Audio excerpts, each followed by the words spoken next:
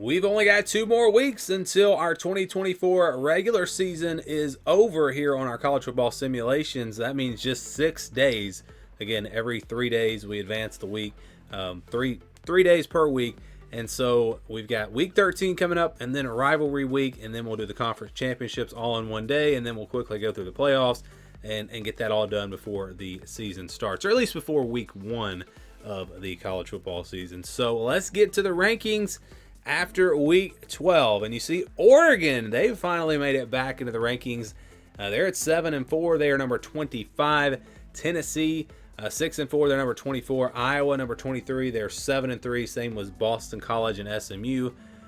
Boston College was a big surprise team. They were up a lot higher in the rankings, but they're slowly coming down, and you wonder if they will be able to hang around in the top 25 with a couple of weeks left. So yeah, no huge surprises here. Boston College, I guess, yes, and then Oregon being that low, that one is a surprise. But again, remember, they haven't even been ranked, so they're going to try to climb their way back in maybe the top 20. We'll see. All right, let's go 16 through 20. Iowa State, Wake Forest, West Virginia, Cincinnati, and Indiana. That's 20 through 16. All of these teams are 7-3. Cincinnati continues to surprise. We talked about that, I think, on the last rankings, how Cincinnati was really good on the NCAA football 14 simulations, and now on this game as well.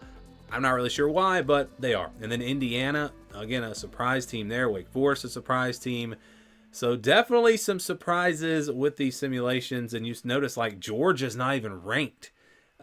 Texas not even ranked. So it's pretty crazy how the season has gone. And will it be accurate? We'll see. I'm going to go ahead and say right now, Georgia will be ranked in all year.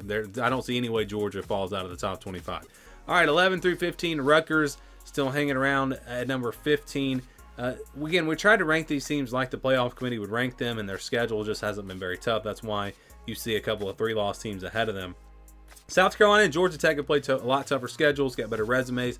They're both 7-3. They come in at 13-14. And then you got Purdue, just beat Penn State, so they've got the head-to-head over them. Purdue at number 11, Penn State at number 12. A lot of surprises here. Purdue is a surprise. Georgia Tech, a surprise. South Carolina, a surprise.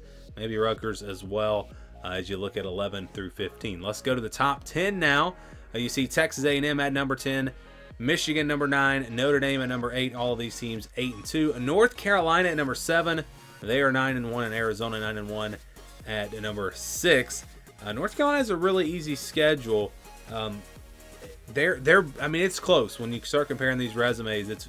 You could make an argument for some of these 2-loss teams actually being ahead of North Carolina just because their schedule's been pretty weak. But you see Arizona and North Carolina there just outside the top 5, then Notre Dame, Michigan, and Texas A&M. 8 through 10, really all these teams pretty realistic. Even North Carolina, if you look at their schedule, I know most people would say they're not going to be 9-1 at this point, but if you look at their schedule, it's not that crazy to predict that. So let's go 1 through 5 now. Ohio State's at number 1, Oklahoma at number 2. We've got Clemson at number 3, and then Alabama at 9-1. Auburn comes in also at 9-1. So how about Alabama and Auburn? Very interesting there, as you see a potential top 5 Iron Bowl coming up here down the stretch. So Ohio State sitting at number 1, but watch out for Oklahoma and Clemson.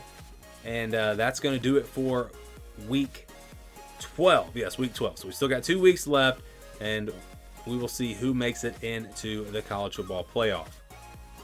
I don't think